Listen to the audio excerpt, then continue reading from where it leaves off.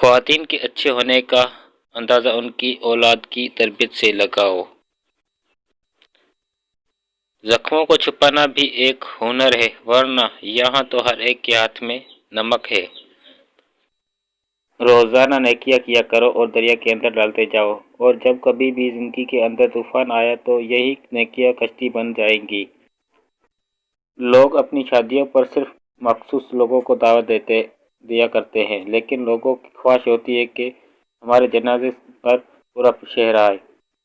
جس نے پریشانیوں کے اندر اپنی پریشانیوں کو سجدے میں رکھ دیا، وہ فقیر بھی بہت دور نکل گیا۔ جو روزی روٹی انسان کا مقدر ہے وہ اس کو مل کر رہے گی، کوئی اس کو گھٹا نہیں سکتا نہ بڑھا سکتا ہے۔ دوسروں کے گناہ کو گننے رہنے والے بندہ پر صحیح کبھی نہیں بن سکتا۔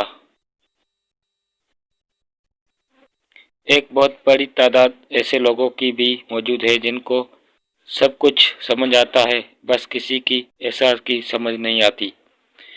اپنے بڑوں کو بوجھ مت سمجھو، انہیں کبھی اکیلا مت چھوڑو۔ یاد رکھو یہ وقت تمہارے اوپر بھی آنا ہے۔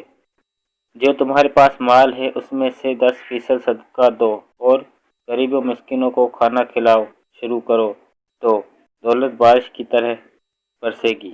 تمہارا اللہ پاک کی رضا میں راضی رہنا رب کریم کا تم پر راضی ہونے کا اشارہ ہے۔ یا اللہ۔